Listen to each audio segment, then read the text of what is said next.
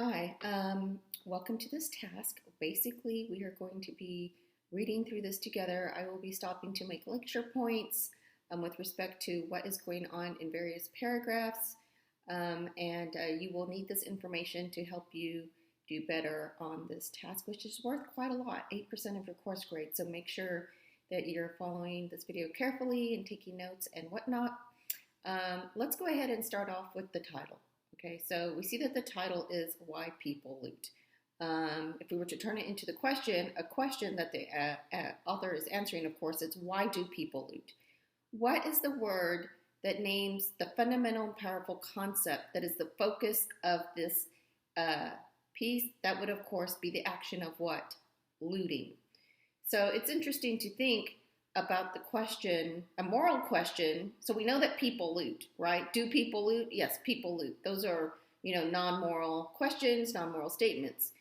But then we can ask the question, is it ever morally permissible for people to loot?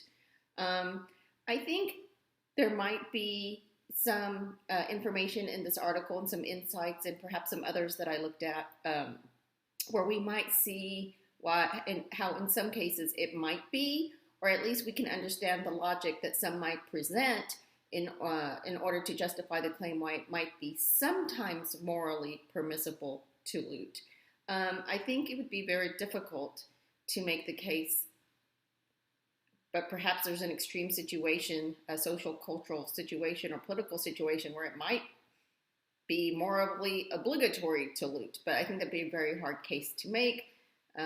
I think it would be an easier case to make that it's not, that it's morally wrong to loot or not morally permissible. That said, just because it's easier to make an argument one way or the other doesn't mean that that's the correct argument. All right, so then the main concept is loot, and you can see that I have a triangle over that word to highlight that. And so then in the subtitle, you can see that the author is answering three questions. So if we were to turn phrases in the subtitle into questions, the three questions would be, who are the looters? What do the looters want? I'm employing uniform language. And why are some protesters more likely to include looters? So as you can see, I turned the subtitle into three distinct questions. So you have to imagine question marks at the end of that. And I used uniform language to get at the exact nature of the questions that the author is asking relative to the concept or a social thing that's going on with looting. I think that has died down as far as I know. So keep in mind that this article was written June 2nd, June 2020. So of course they're speaking about things that were more recent back then. So keep that in mind as you're addressing any prompts or responses for this task. Realize that they were talking about when this was first happening or unfolding or at its peak or still going on. So however you write up responses and prompts, when relevant and appropriate to do so, make sure you don't make it seem like this article is explaining what's going on right this moment. It's been, that's June, so July, August, September, October, November. This was about 5 months ago when this article was written. Perhaps looting continued afterwards, but I think you get the point that I'm trying to make with this. So we are going to read through each paragraph. I had actually identified 7 or 8 sources for us to look at. I wanted to think about protest and protester rights, civil rights and civil liberties. I wanted to talk about what protesters are allowed to do and not to do, especially when it comes to blocking freeways, to go with the prompt that you answered about being a truck driver trying to get COVID-19 medicine to dying children. But then I decided to go ahead and cut that out because I kind of want to wind down the semester, and I know we have a lot going on and we're tired. So I said, okay, I'll cut out that topic. And then I still had about 4 or 5 resources or sources of information and insights to look at with respect to looting. And of course, that corresponds to what I believe is the third item in your mandatory writing assignment, where we talked about the Black business owner, Deep Ellum, and whether or not, we should condone, or you felt that he even should condone the destruction of his property. But then I decided that we'll just focus on this one. So the reason why we're going to go through every single word, every single paragraph, and have quite a few items to respond to in the Blackboard created review that goes with this is that it's just one piece. You can see it's only, the way that I've got this laid out, it's only 4 pages, and it's written in everyday language. It's not academic or theoretical. It's everyday language. Plus, I'm going to read it through you and make the relevant points and make sure you understand what it is I'm talking about later when I give you prompts and questions to answer either written or within verbally this lecture. So with that said, we've gone over the context of what's going on now. Make sure you follow everything. You can always chunk this. You can go by page. So do page 1, take a break. Page 2, take a break. Page 3, take a break. Page 4, finish. Another thing you can do is you can go through page 1, items A, B, and C with me. That is, you can see that I've got the paragraphs here, A, B, C. And you can go to the Blackboard Created Review and say, okay, does she have me doing anything with paragraph A? Does she have me doing anything with the title? And so you can cover this in real time with me as I go throughout the lecture, which I think is a strategy some of you have been doing or using with the lectures. Another strategy is to read this article if you have more time than maybe some others do, is to read the article as a whole. So that you can get your own interpretation of it, so that you can get your own feel for it, so you can do your intellectual jog.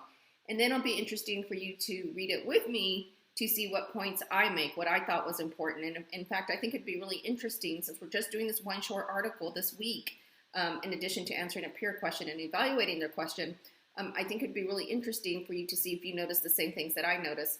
What can you apply that you've learned from this class? What kind of thoughts or theories or concepts come to mind as you're reading this? Can you think like me, like a philosopher, like an ethicist, as you're reading through this? So try to read this like a philosopher, like an ethicist, keeping in mind what you've learned.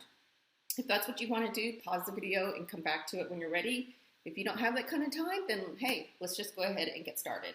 Okay, so I've already gone over this right here. So we're going to start with what I'm calling paragraph A right here. For many Americans watching the country erupt in protests, the looting is the rub. So, of course, we know that when there have been some protests, there has been some looting as well. And when they say the rub, they mean the problem. So it's not so much that people have issues with protests. Like, people aren't, like, society as a whole, or even subgroups, generally don't have an issue with protest because, of course, that's supposed to be an American value that we can protest things, right? The issue, or the rub, is when looting is part of the protest, or it is claimed that looting is a form of, permissible protest, or that it should be tolerated. So protest, of course, is a very important concept in this article, and it's being connected to the main concept, which is protest. So we are talking about looting, and looting in the context of protest about what? George Floyd, of course. Over the past week, thousands of people, and so they mean June, July. They don't mean the last week in November, so don't distort that information if I have you do something with this paragraph. Over the past week, thousands of people have taken to the streets in cities across the United States to denounce institutional racism and police violence after a Minneapolis man named George Floyd died when a police officer knelt on his neck for nearly 9 minutes. But the breaking of windows, destruction of property, and stealing of goods that have accompanied peaceful demonstration make some people hesitant to throw their support behind the protest. Okay, so what are some key concepts that are related to the protests themselves? Well, people are protesting institutional racism and police violence, and somehow looting was or had been an activity associated with some of those protest gatherings. Here, what's interesting to note is what are the kinds of things that have happened? So it's not just looting, but what are the other kinds of what people might call acts of violence or negative things that have emerged or erupted from supposed protest that have turned some people's support for the protest away in the first place. So that's what's covered in here. I think I'm going to go ahead and type out the questions and prompts that I do want you to respond. So you might notice me saying, I might ask you this, I might ask you that, I might ask you questions like I just did now. But don't worry about them as such. You might just want to take note, like, oh, she asked this question here. In the other items, in the Blackboard, when you actually open the Blackboard Created Review link, for each question, I will tell you exactly where to go in this article and how to and what to focus on. Okay, so then let's continue on here. So police leaders, so we're going to paragraph B. Police leaders generally agree that only a small percentage of protesters are looting. Okay, So it's not a lot of protesters, or at least police leaders say that, but the practice is still undeniably widespread. Sunday night, a group of people cleared out stores in lower Manhattan, stuffing shoes and electronics in garbage bags. Earlier looters destroyed a Minneapolis Target and swept designer jeans out of boutiques in Los Angeles. So this paragraph is basically just saying it's not a lot of people, but it is widespread, and here's the kinds of things that they're taking. Anytime large groups of angry people gather spontaneously, property damage is common. Most race scholars argue that. Okay, so notice this terminology. So it's the authorities are race scholars, and you see the word argue that. So when you see the word argue that, of course, you know that some argument is being presented. Now, in this article, the author does not present the full argument as such, like the way that we've experienced arguments. But he's saying when they say argue that, they're saying they've given reasons for the following conclusion. So right here, most scholars argue that this is a conclusion right here. Unprovoked police violence against both black people and peaceful protesters is the larger societal problem, and no amount of stolen merchandise will ever equal the loss of even a single human life. Okay, so again, whose argument is being presented here? Race scholars, people who study this, who read books, who write scholarly articles, who present and get feedback from others about the thinking that they've done on the topic. So they've done a lot of critical thinking about the stuff. And when they say argue that, as I've said, the author of this article, that is this person right here, Kazan, they are giving the point of view of a certain group of some race scholars, and they are saying here's a conclusion that they have argued for. So this is a conclusion that race scholars have come up with in their reasoning, in their studies, in their in-depth dive into race issues. Okay, so still the looting that takes place in this situation is clearly interpreted as evidence of human depravity. The sociologists Russell Dines and E.L. Corantelli wrote in their seminal study on looting in 1968, another year in which protests resulted in widespread property damage and death. The sentiment in some corners seems to be, if only they would just march peacefully and not loot, we'd be fine with this. Okay, so another thing that I want to make sure that, we're doing we're making sure that we're reading critically through this, making sure we understand what's going on at a certain point. So here he presents a conclusion for some reasoning that some scholars have given. And then here he's giving another point of view, okay?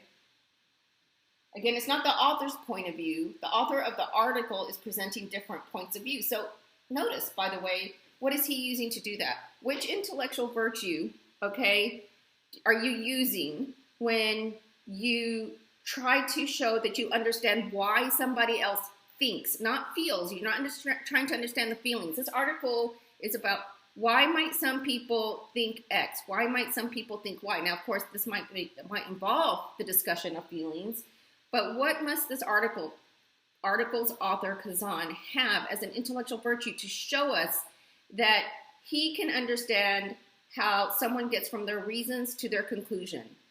What is Kazan showing when he's able to use the concepts the way that somebody might use them to make sense of something, their definitions and their examples? He's giving you different points of view.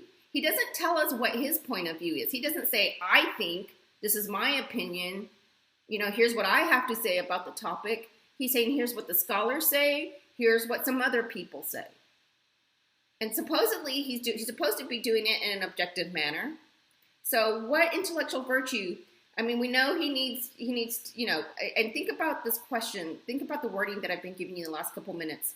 In my questioning, in the little lecture that I've been doing on him giving different points of view, what intellectual virtue am I stressing here that he must have in order to do this, despite his own feelings, despite his own view, whether he agrees with them or not, in order to present different points of view accurately, clearly, and precisely? What intellectual virtue am I pointing to in the wording right now in my lecture? Okay, so I'm not going to give you the answer because this may be a prompt in the Blackboard Creative Review. But here he is giving us another point of view, and it has to do with how some people interpret looting. Okay? It's interesting that the scholars say, look, looting has to do with a larger social problem, right? Having to do with police violence. But then there's a point of view that interprets looting as evidence of what? Human depravity. Do you see how human depravity is a fundamental and powerful concept in the point of view of others? And this notion of human depravity and what they see happening with looting leads some people to see the looting in only a negative light. All right, I think I'm going to create a new video for page 2.